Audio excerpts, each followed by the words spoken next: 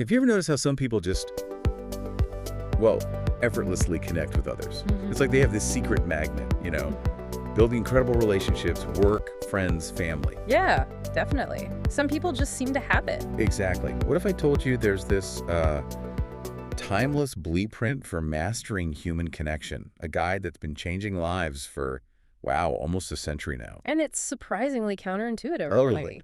Today we're doing a deep dive into Dale Carnegie's classic, How to Win Friends and Influence People. Okay, yeah. And it's so important to say this right away. This isn't about manipulation. Not at all. Right. Not about being fake. No, Carnegie's whole thing is the exact opposite. It's all rooted in genuine human connection, real understanding, empathy. Deep empathy. Yeah, it's about building relationships where everyone benefits, creating situations where people want to be around you, work with you, help you out, because you treat them with real respect. That's such a critical point. So our mission today, let's pull out the biggest nuggets from this book, help you understand human nature a bit better, get some insights quickly, and maybe unlock some potential just by, getting human interaction down a little better. Becoming more effective, basically, and more respected. And hopefully happier in your dealings. Okay, so let's start at the foundation. What are the golden rules Carnegie lays down first? How do we even begin interacting? Right, so he kicks off by challenging something we all do. A lot. Go. What is it? His first big principle. Don't criticize, condemn, or complain. Wow. Okay. Yeah. That's a big ask for some people. It is. But think about it. Carnegie argues criticism almost never works the way you want it to. How so? Well, when you criticize someone, what happens? Instantly, defenses go up. Resentment builds. Yeah, you feel attacked. You shut down. Exactly. It triggers that, fight or flight thing people don't learn when they feel attacked. So Carnegie says, forget the negativity. Focus on constructive engagement. Understand their side. Find solutions together. So hold back the judgment. Try to understand first. That's the starting point. Move from negativity to productivity. Okay, that makes sense. Nobody likes being cornered, even if they're wrong. Builds walls. But, okay, if we can't criticize, how do we motivate? How do we acknowledge good work? Well, that leads perfectly into principle number 2, which is super powerful. Okay. Give honest and sincere appreciation. Honest and sincere. Key words there. Absolutely key. Carnegie says deep down, every single person craves feeling important, feeling valued, Feeling seen. a basic human need. Exactly. So when you genuinely notice and appreciate someone's effort or their skill or just kindness, you're meeting that need. But it has to be genuine. Right? Not just flattery. Totally. Flattery's empty. It feels cheap. People see through it. This is about finding something truly admirable and saying so sincerely. It builds massive goodwill. Huge motivator. I like that distinction. Flattery feels manipulative, but real appreciation that builds trust. Okay, so no criticism, yes, genuine appreciation. What's the third foundational piece? The third one is about understanding what makes people tick. Right. It's arouse in the other person an eager want. An eager want. Okay, unpack that a little. It means stop thinking only about what you want. You need to figure out what they want. What are their needs, their desires, their motivations? Shifting the focus. Right. So instead of just telling someone, I need you to do this, you frame it in terms of their benefit. Right. How will this help them? How does it connect to their interests? Okay, so, like the example in the book, wanting kids to clean their room. Yeah. Instead of just barking, clean your room, which, let's be honest, never works. Never. You say something like, hey, if we get these rooms tidy, we'll have loads more space for that awesome board game tonight. Exactly. You're connecting the action cleaning to their desire playing the game. So they become eager to do it instead of resistant. Precisely. You're not forcing them. You're showing them the path to something they already want. It's a game changer. Okay, this is starting to get really interesting. Beyond these basics, Carnegie gives us some really concrete ways to, well, become more likable. Magnetic almost. What are those? Yeah, this section is all about that personal magnetism. And the first one sounds simple, but it's huge. What is it? Become genuinely interested in other people. Genuinely interested, not just pretending. No, genuinely. Listen actively. Ask questions about their lives, their hobbies, their challenges. And here's the kicker. Remember the details. The remembering part. That shows you actually listened. Right. It makes people feel seen, heard, valued. It builds that connection, that bridge. It really does. If someone remembers something small I mentioned, I instantly feel like they care. Makes me like them more. Exactly. And building on that feeling, Smile. Just smile. Well, a sincere smile, not a fake, pasted on one. Those can actually push people away, seem phony. Right. You can spot a fake smile a mile off. Yeah, but a real smile. It shows warmth, openness, friendliness. It's like a universal welcome sign. Disarms tension instantly. And it's kind of contagious too, isn't it? A real smile can change the whole vibe. Okay, what's next? Another seemingly small but powerful tool. Hugely powerful and often overlooked. Remember that a person's name is to that person the sweetest and most important sound in any language. Ah, the name thing. Why is that so powerful? It goes beyond just politeness. Hearing our name activates specific parts of our brain tied to our identity. It personalizes everything, makes you feel recognized as an individual. Not just another face in the crowd. Exactly. It's not just nice, it's like neurobiologically significant. Makes a huge impression. I know when someone remembers my name, especially if we only met briefly, it makes a massive difference. Feels great. It really does. Then he follows up with, be a good listener. Encourage others to talk about themselves. So less talking, more listening. Way more listening. Most people actually love talking about themselves, their experiences. If you can be a patient, engaged listener. Engaged meaning. Yeah. Not just waiting for your turn to talk. Exactly. Truly absorb what they're saying. Ask follow-up questions that show you're actually interested. This makes people feel incredibly heard, builds rapport like crazy. So it's less about dazzling them with our brilliance. More about making them feel brilliant, or at least heard and understood. Which leads right into the next one. Talk in terms of the other person's interests. Find out what they care about. Yeah. If you find out what they're passionate about and genuinely engage with them on that topic, you build rapport instantly. Shows you care about what matters to them. Makes sense. Yeah. Connects on their level. And what's the final piece for making people like you? The big one. The big one, the capstone, what Carnegie calls the golden rule of human relations. Make the other person feel important and do it sincerely. Sincerely again. That word keeps coming up. It's crucial. Everyone, absolutely everyone, has this deep need to feel significant, important. So acknowledge their contributions, Mm-hmm. ask their opinion. Yes. Show them genuine respect. When you sincerely meet that fundamental human need, you don't just make an acquaintance, you build really strong, positive relationships. Okay, so we've covered foundations and getting people to like you. Yeah. What about when things get tricky? Persuasion, disagreements. How do we handle that without conflict?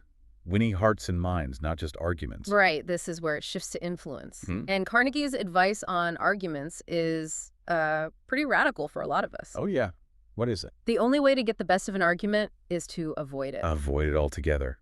But what if you're right? Doesn't matter. Carnegie says arguments almost never end well. Even if you win the point, you've probably pushed the other person away, damaged the relationship. Because they feel attacked, defensive. Exactly. Their mind closes. Real persuasion becomes impossible.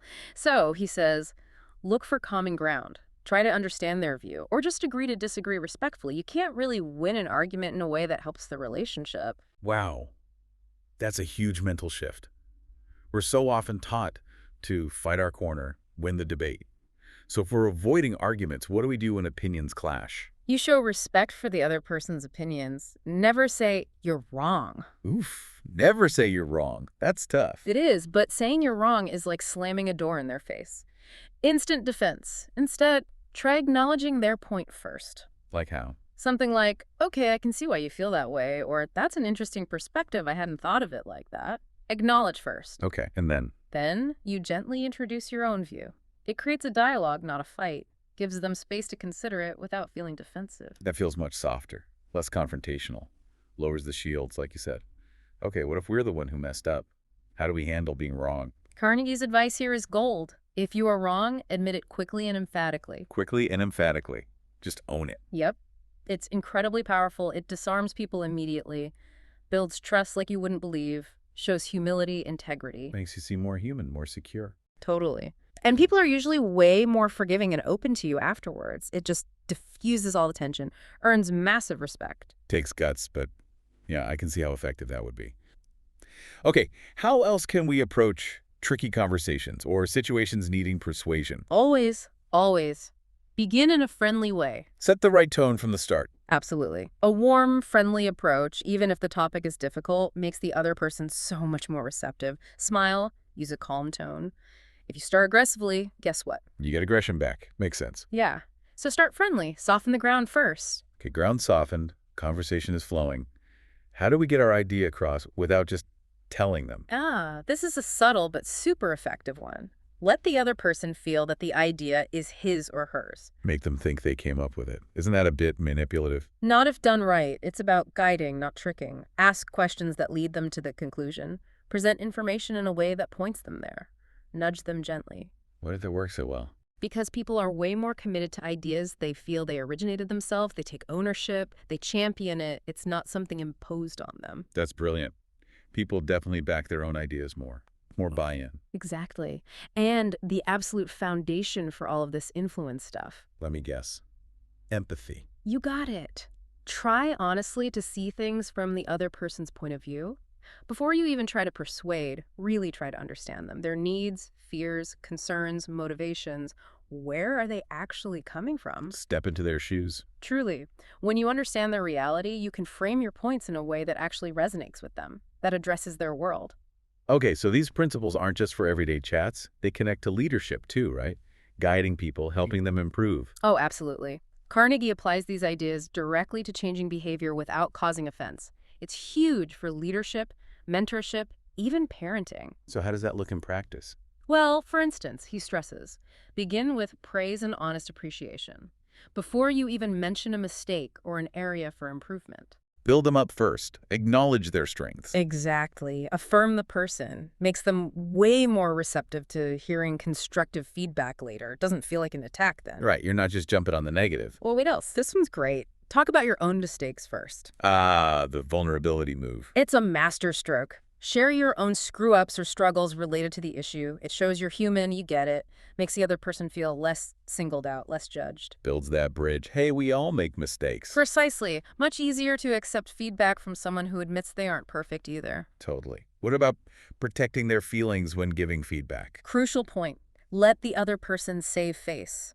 Never, ever embarrass or humiliate someone, especially publicly, even when addressing a clear error. Let them keep their dignity. Always. Humiliation destroys trust, kills motivation. Preserving their self-esteem is vital for any future positive interaction. It's about respect, even when correcting. Nurturing their self-worth. Yes. And one more powerful leadership technique from Carnegie. Give the other person a fine reputation to live up to. What does that mean exactly? Set high expectations. Kind of. It's about expressing your belief in their positive qualities. Tell them you trust their judgment, or you know they're capable, or you appreciate their integrity. So positive reinforcement beforehand. Exactly. When you tell someone you believe they can be smart or reliable or whatever it is, they often strive, consciously or not, to meet that positive expectation. It's powerful encouragement. Okay, wow. There is so much wisdom packed in here. Let's try and boil this down, make it super practical. What are, say, 5 immediate, actionable superpowers we can take away from this deep dive and start using, like today? Great idea. Let's make it concrete. Superpower number 1. Practice genuine appreciation daily. Daily habit. Okay. Yep. Make it a conscious thing. Find at least one specific, honest thing you appreciate about someone each day. Colleague, family, friend, whoever. And be specific, right? Not just, good job. Exactly. Like, hey, Sarah, I really appreciated how you handled that tense client call today. Your calmness under pressure was really excellent. It reinforces the positive, builds the bond. Okay, easy enough to start. What's superpower number 2? Become a master listener. For your next few conversations, try the 80-20 rule. Listen 80% of the time. Talk 20%. 80-20 listening. That means Full attention. Phone away. Eye contact. Don't interrupt. Don't just wait to speak. Really hear them.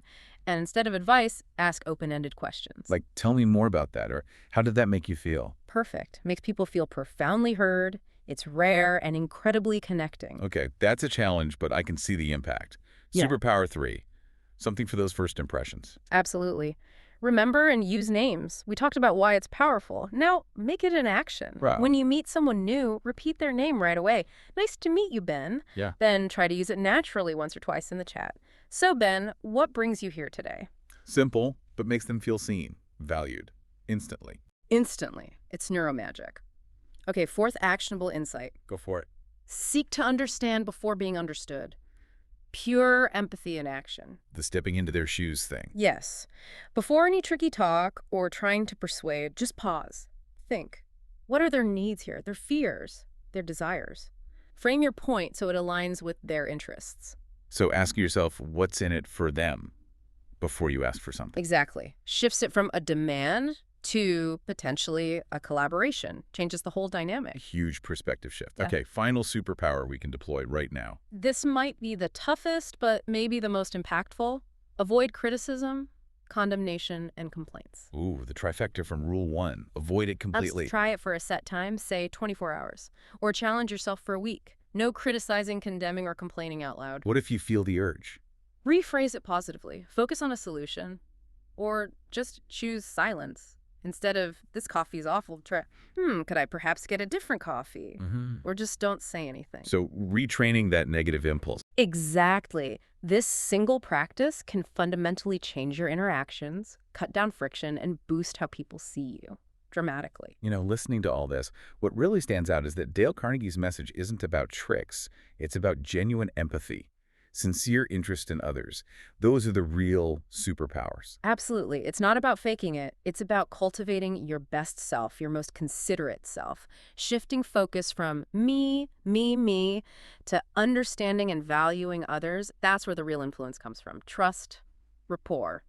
It all flows from that. So maybe a final thought for everyone listening. Yeah, here's something to mull over.